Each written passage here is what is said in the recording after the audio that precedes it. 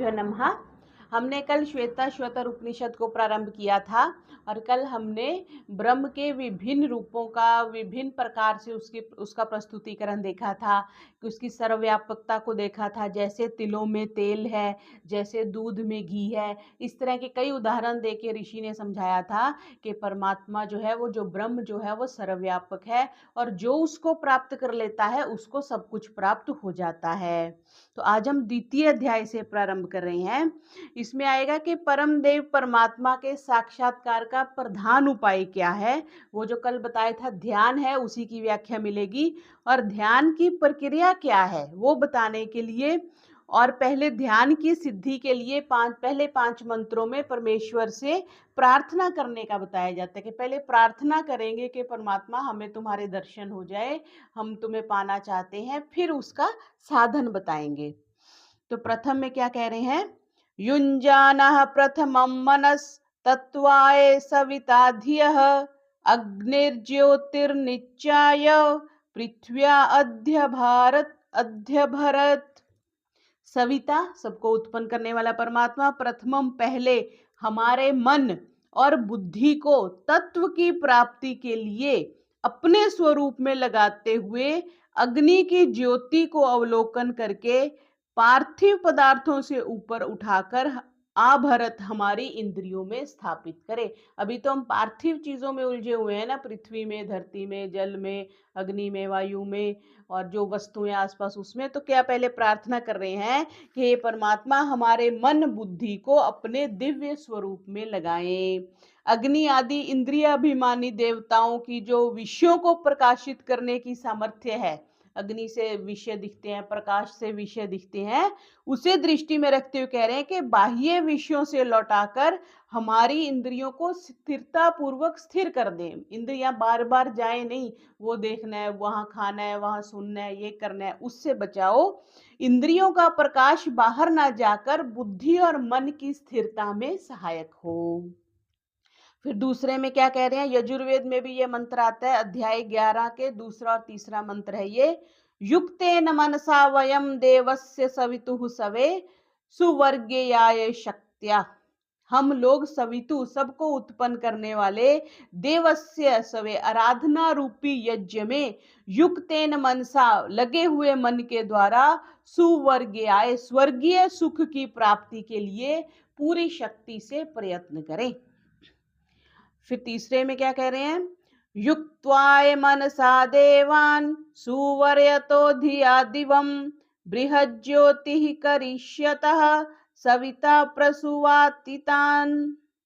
सबको उत्पन्न करने वाला परमेश्वर स्वर्ग आदि लोकों में आकाश में गमन करने वाले बड़ा भारी प्रकाश फैलाने वाला और उन देवताओं का हमारे मन और बुद्धि से संयुक्त करके प्रेरणा करे, अर्थात हमें गाइड करे कि परमात्मा हमारे मन और इंद्रियों को अधिष्ठाता देवताओं को, जो स्वर्ग आदि लोकों में और आकाश में विचरने वाले बड़ा भारी प्रकाश फैलाने वाले हैं, वे हमारे मन और बुद्धि से संयुक्त करके हमें प्रकाश प्रदान करने के लिए प्रेरणा करें। कहीं ना कहीं से तो प्रेरणा होती है ना। ऐसे आप शॉपिंग मॉल में जाके कहोगे तो वहां पे थोड़ी ना कोई आपको प्रेरणा देगा कि परमात्मा का ध्यान करना चाहिए, परमात्मा को पाना चाहिए।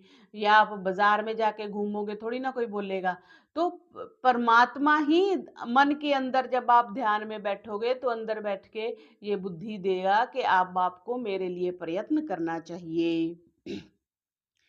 युञ्जते मन उत युञ्जते धियो विप्रा विप्रस्य बृहतो विपश्चितः विहोत्रा दधे वयुना विदेक इन्महि देवस्य सवितुः परिष्टुतिः।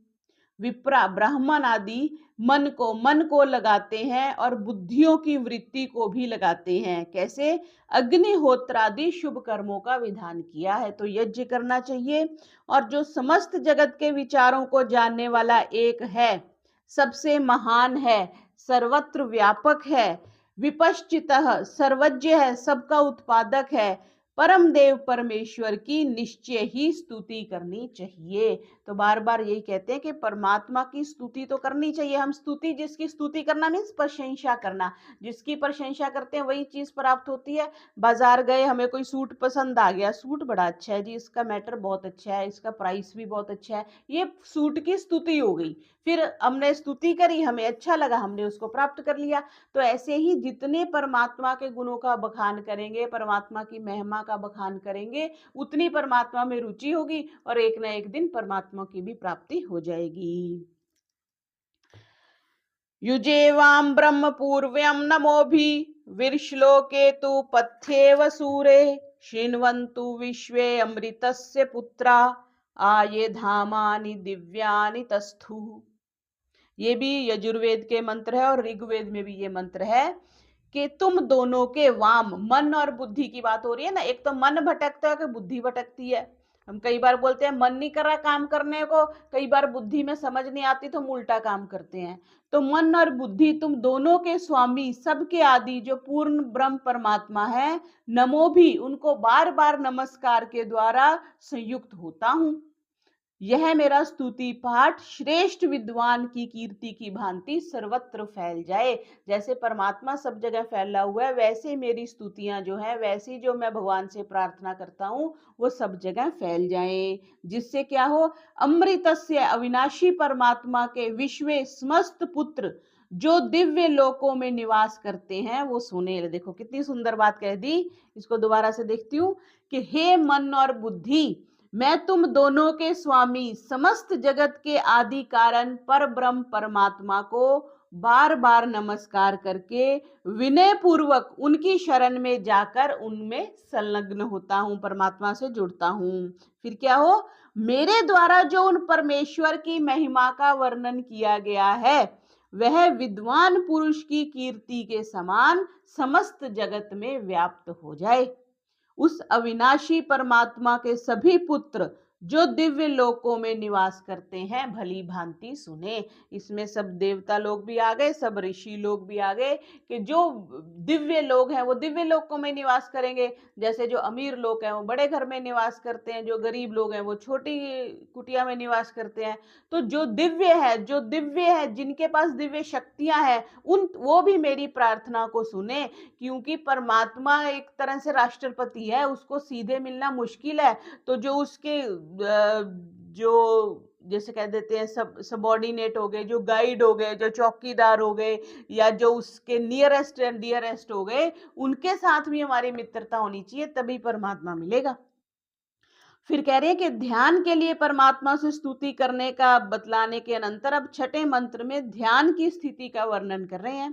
कैसे करना है, यत्र अग्नि अभिमथ्यते, जिस स्थिति में परमात्मा रूप अग्नि को अभिमथ्यते, ओंकार का जाप और ध्यान कल जो बताया था, मंथन किया जाता है, जहां वायु अधिरुत्यते, प्राण वायु की भली भांति विधि पूर्वक निरोध किया जाता है, प्राणायाम किया जाता है, जहां सोमः आनंद रूप सोमरस अति रुच्यते, अधिकता से प्रकट होता है, वहां मनः संजायते, वहां जो मन है सर्वथा शुद्ध हो जाता है।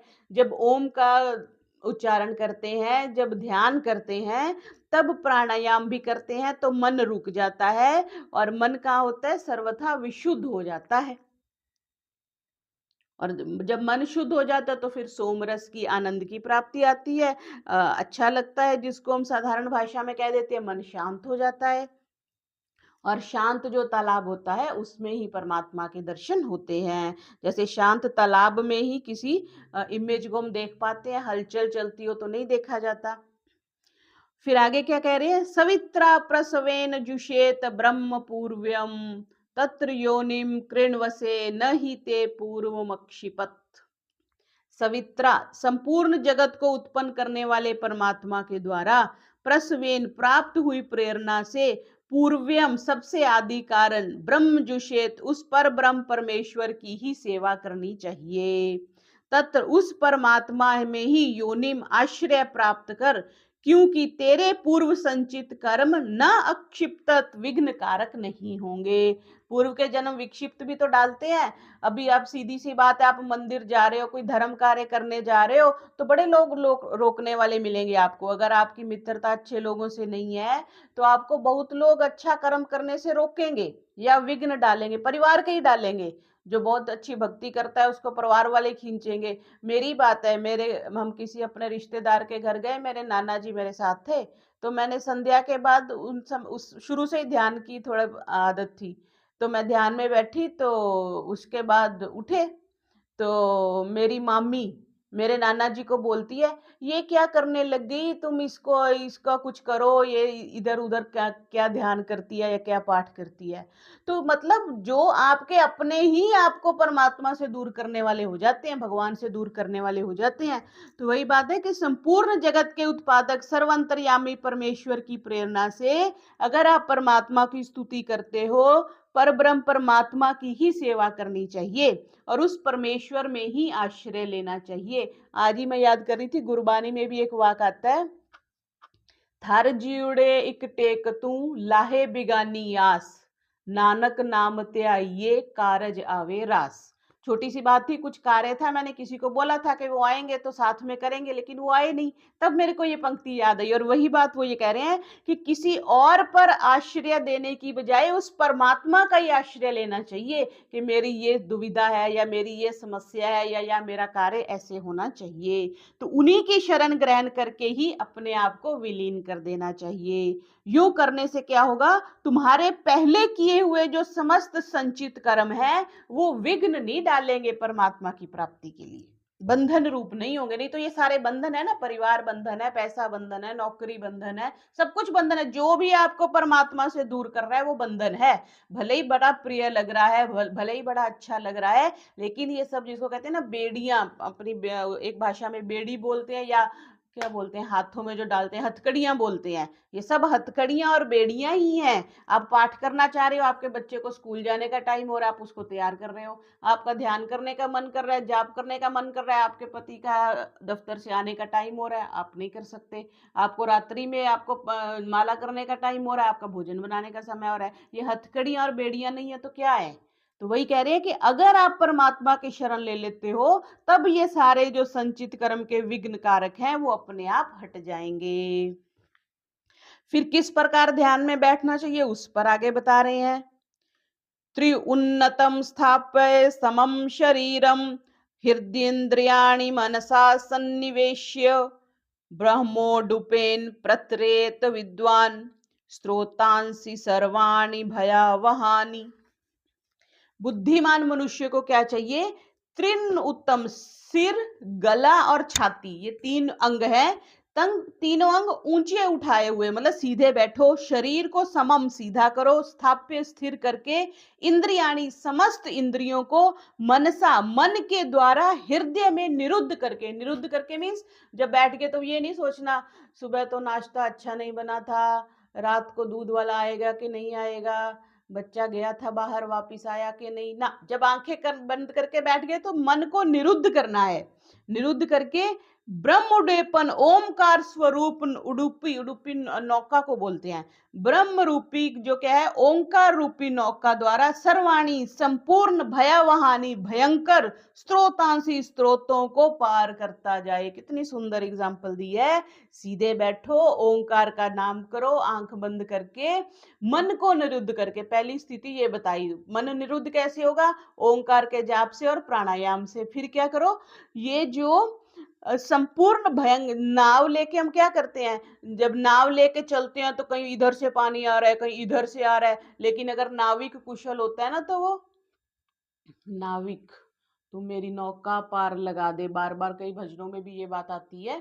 तो नाविक अगर कुशल होता है तो वो सारे ये उथल पुथल से निकाल करके नाव को बाहर ले जाता है। तो यहाँ पे वही उदाहरण दिया कि ओंकार रूपी नाव में जब आप बैठ जाते हो तो संपूर्ण भयंकर जो भी आपकी डिस्टर्बेंसीज है, पानी इधर से उधर आ रहा है, नौका में जा रहा है, वो सब शांत हो जाता है। तो समस्त इंद्रियों को बाह्य विषयों से हटाकर मन के द्वारा हृदय में निरोध कर लेना चाहिए। ओंकार रूपी नौका का आश्रय लेकर के ओंकार का जप करना चाहिए। भाव यह है कि नाना योनियों में ले जाने वाली जितनी वासनाएं हैं, श्रीमद् भगवत गीता में भी ये बात आती है 6ठे अध्याय में, वे सब जन्म मृत्यु भय देने वाले स्रोत हैं। जितनी भी वासनाएं, जितने भी मन में विचार आते हैं, वो किसी ना किसी, जो विचार आ रहा है वो कर्म को जन्म देगा, जो कर्म हो रहा है वो फिर आगे बंधन का कारण बनेगा। इसलिए इन सब का त्याग करके सदा के लिए अमर पद को प्राप्त कर लेना चाहिए। यहाँ पे ये बात आ जाती है कि अमर पद प्राप्त हो ना हो अलग बात है, हमें कम से कम प्रयास तो उसके लिए करना चाहिए। हम तो प्रयास ही नहीं करते। आज तक जिस जिस चीज के लिए प्रयास किया हमें मिल गई, हमने परमात्मा के लिए इतने साल प्रयास ही नहीं किया। अब आगे क्या कह रहे हैं, प्राणान प्रपीड़े संयुक्त चेष्टा क्षीणे प्राणे नसिकोच्छ्वित दुष्ट अश्वयुक्त वाहमेनम विद्वान मनोधारेता प्रमतः।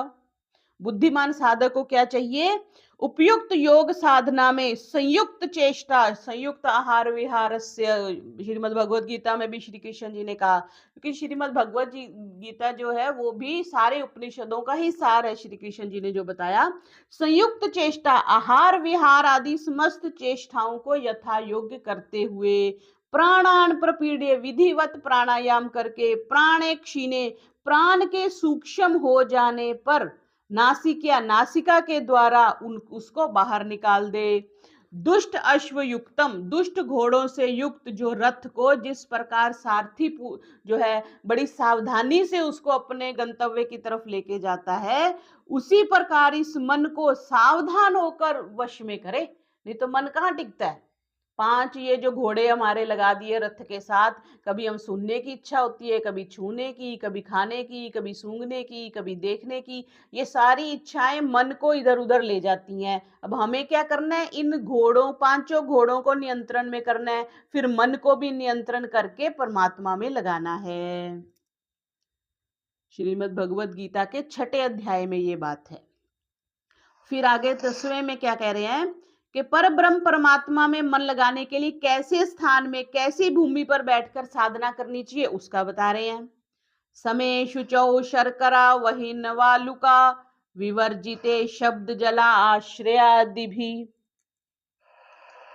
राम राम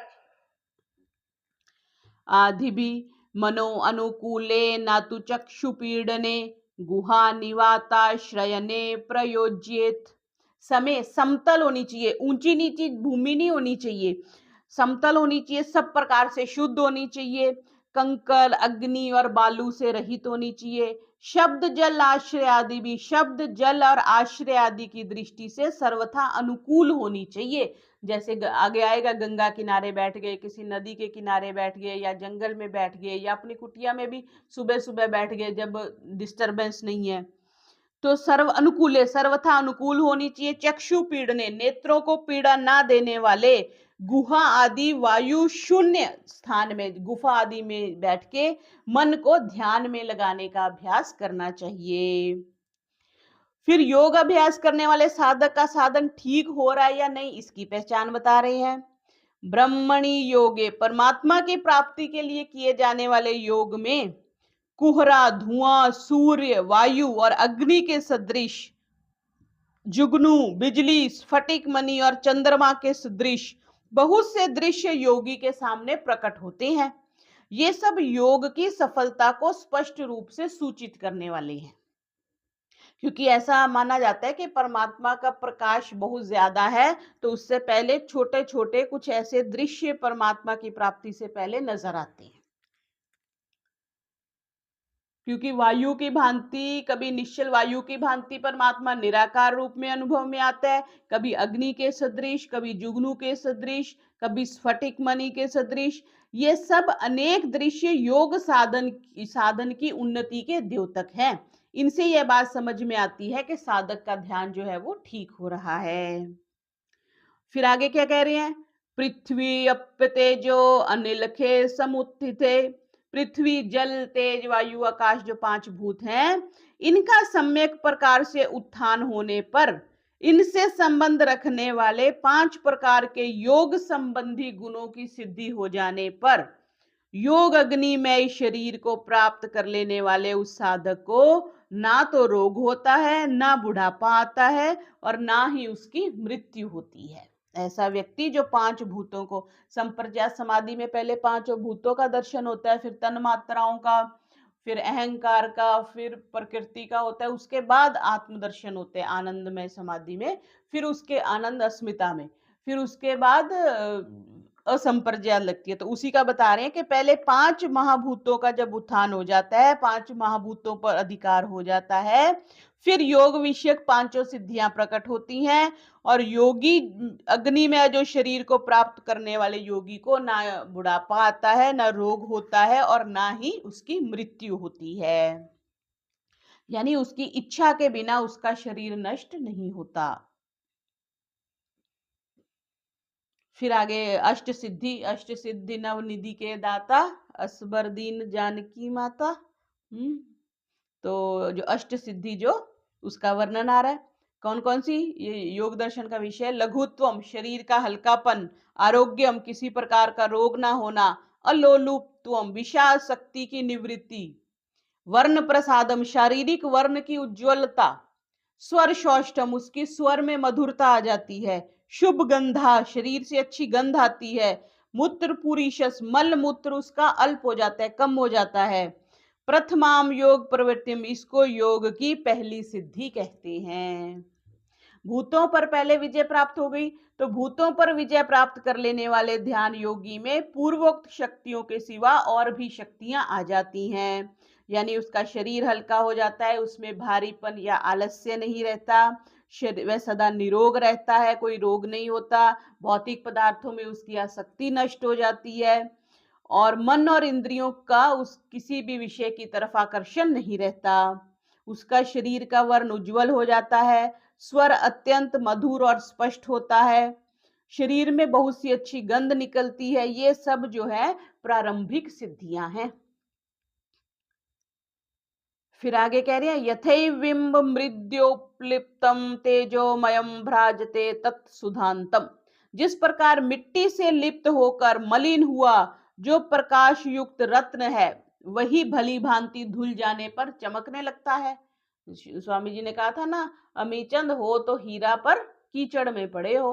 तो जो हम हैं, हम भी तो कीचड़ में ही पड़े हुए हैं, हम कौन सा बड़े अच्छे जल में रह रहे हैं। तो कीचड़ से जब सर वो कह रहे हैं कि जब हम ध्यान करते हैं, साधना करते हैं, तो जो मिट्टी हमारे ऊपर रत्न रूपी, हम रत्न रूप पर मिट्टी लगी हुई है, वो सब भली भांति धुल जाने पर क्या होता है, भ्राजते वो चमकने लगता है। उसी प्रकार जैसे देहधारी जीवात्मा आत्म तत्व मल आदि से रहित आत्म तत्व को जब भली भांति वो प्रत्यक्ष कर लेता है, तब क्या होता है, एकाहा वो अकेला कैवल्य अवस्था को प्राप्त हो जाता है। और क्या होता है, वीत शोक सब प्रकार के दुखों से छूट जाता है, और कृत कृत्य भवती उसको लगता है प्राप्तम प्रापनियम, जो पाना था वो पा लिया, अब कुछ भी जो है वो पाने वाला नहीं रहा। नहीं तो बचपन से लेके आज तक तो लंबी लिस्ट ही रही ना, अब ये पाना है, अब ये पाना है, अब ये पाना है, अब ये पाना है, अब ये पाना है, ये पा लिया तो इसको मेंटेन करना है, ये मेंटेन कर लिया तो इसको इम्प्रूव करना है, यही चलता रहा ना। तो जब ये वाली स्थिति योगी की हो जाती है, जब वो केवली हो जाता है, तब क्या है, सब वो कृत कृत्य हो जाता है कि अब कुछ नहीं करना, अब दुनिया में कुछ भी करने लायक नहीं रहा। तो मनुष्य जन्म जो है वो सार्थक हो जाता है। योग दर्शन के चौथे अध्याय में 34वें में कैवल्य पाद जो है उसमें ये बात आती है, वो केवल ही हो जाता है, बस फिर वो परमात्मा के साथ जुड़ गया, फिर उसको संसार की किसी वस्तु की, किसी परिस्थिति की लालसा नहीं रहती। आवश्यकता तो रहेगी, भोजन तो वो भी करेगा, सोएगा तो वो भी, वस्त्र तो वो भी पहनेगा, लेकिन आकांक्षा नहीं रहती। फिर क्या कहा, यदा आत्म तत्वेन तु ब्रह्म तत्वम दीपो उपमेने युक्ता प्रपश्येत अजम ध्रुवम सर्व तत्वै विशुद्धम ज्ञात्वा देवम मुच्यते सर्वपाशै। सर्वपाशे, कल भी ये वर्ड आया था, पाश मीन्स बंधन, बांध देते हैं जैसे। उसके बाद क्या होता है, अब वो योगी का दीपक के सदृश वो प्रकाशमान हो गया। किसके द्वारा हुआ, आत्म तत्व, आत्म तत्व को जानने के बाद वो प्रकाश युक्त हो जाता है, और ब्रह्म तत्व कैसे भली भांति वो प्रत्यक्ष कर लेता है। उस समय अजन्मा, निश्चल, समस्त तत्वों से विशुद्ध परम देव परमात्मा को जान करके वो सब बंधनों से हमेशा के लिए छूट जाता है। बिल्कुल प्रत्यक्ष बता दिया, इससे ज्यादा क्लियर अब ऋषि क्या लिखेंगे। देखो पुस्तक में लिख दिया कि जो ऐसी स्थिति को प्राप्त कर लेता है वो सारे बंधनों से छूट जाता है। हम तो बंधनों से नहीं छूटे ना, हम सोचते ही नहीं। हमारी समस्या ये नहीं है कि हम ध्यान नहीं कर रहे या हम परमात्मा की तरफ जाने का प्रयास नहीं कर रहे, हमें वो माहौल ही नहीं है।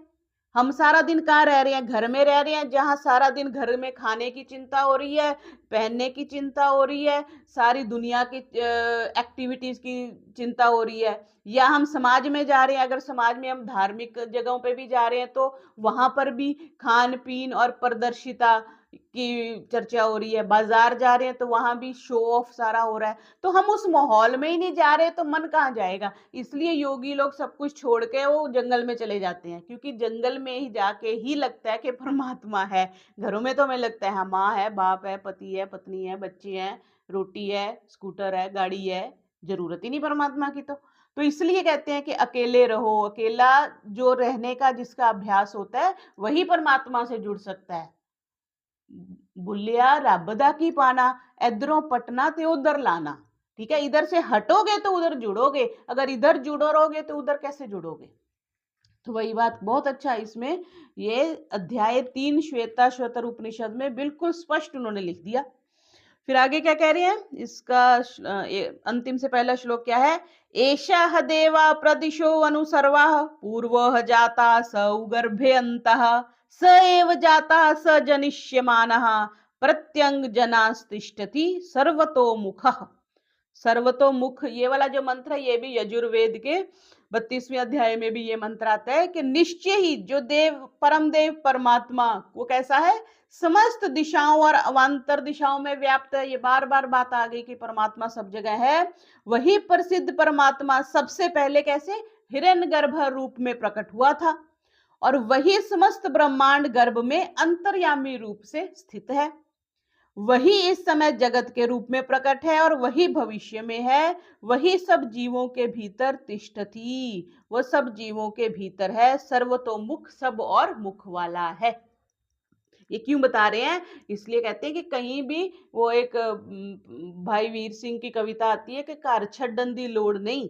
अगर आपने भगवान को पाना है तो कहीं भी बैठ के पा सकते हो, क्यों, क्योंकि आपके घर में भी भगवान है। बस मन की स्थिति वैसी होनी चाहिए। आपको हरिद्वार में बैठ के, वृंदावन में बैठ के अगर आप दुकान के बारे में ही सोच रहे हो।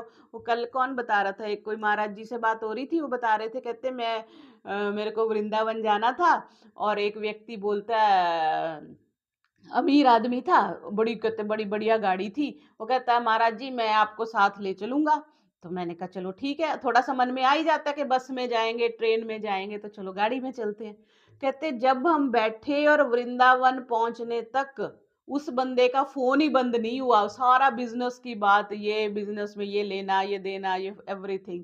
तो वो महाराज जी कहते मैंने तो कानों को हाथ लगाया, इससे अच्छा तो मैं 200 रुपए की टिकट लेके पहुंच जाता। कहते कितना तो हम जा तो रहे थे भजन करने, लेकिन वो वृंदावन भी जा रहे हैं तो मन में तो बिजनेस ही है ना। और कोई व्यक्ति है कि घर में बैठा है लेकिन उसके मन में अगर परमात्मा है, मन में अगर भगवान है, तो उसका वृंदावन वही है।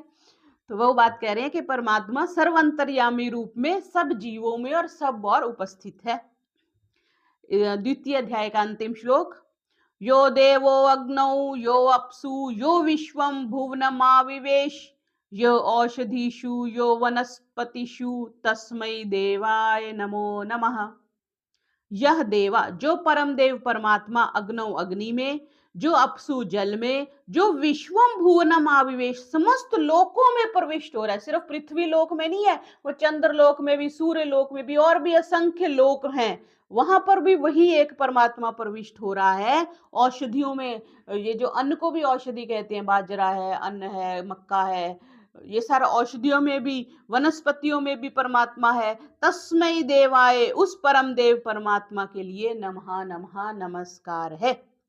जो सर्वशक्तिमान पूर्ण ब्रह्म परम देव अग्नि में है, जल में है, समस्त लोकों में है, औषधियों में है, सर्वत्र परिपूर्ण है, जिसके अनेक प्रकार से पहले हमने इस अध्याय में वर्णन देखे, उस परम देव परमात्मा को नमस्कार है, नमस्कार है। ये हमारा श्वेताश्वतर उपनिषद का अध्याय द्वितीय समाप्त हुआ। ओम का उच्चारण